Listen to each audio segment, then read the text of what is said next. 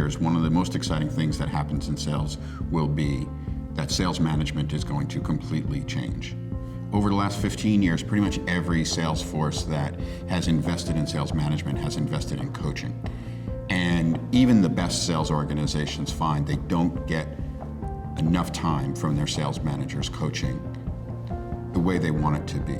And that may be to some extent about coaching skills, but it's much more about the fact that the job of a sales manager as it stands today is pretty much impossible to do. No sales manager can do everything that's required of them. In the next few years, we're going to see a whole rethinking of what the role of the sales manager is. Part of that will involve taking things off the sales manager's plate and automating them.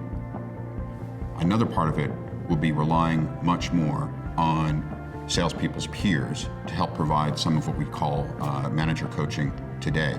If you think about the world of coaching, the whole idea of coaching comes from the world of sports and the metaphor of sports and the coach on a sports team.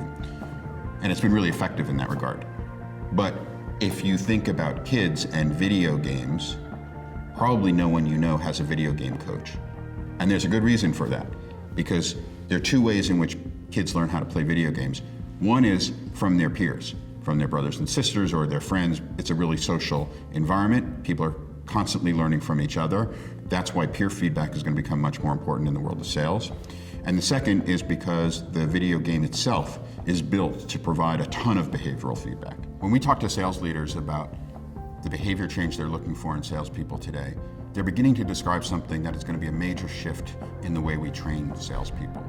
Historically, pretty much everybody has built training around some pre-work that may be online, a classroom experience, particularly when it comes to changing behavior, and then some post-program reinforcement or sustainment. That's pretty much been the model of training for the last 15 or 20 years. In the future, it's going to look quite different. And the reason for that is that sales leaders say what's important to them is what happens in the field, on the job, every day. Training today is going to shift to a future where the bulk of the training happens while people are on the job. And the way to think about the classroom experience is simply as pre-work for that on-the-job execution experience.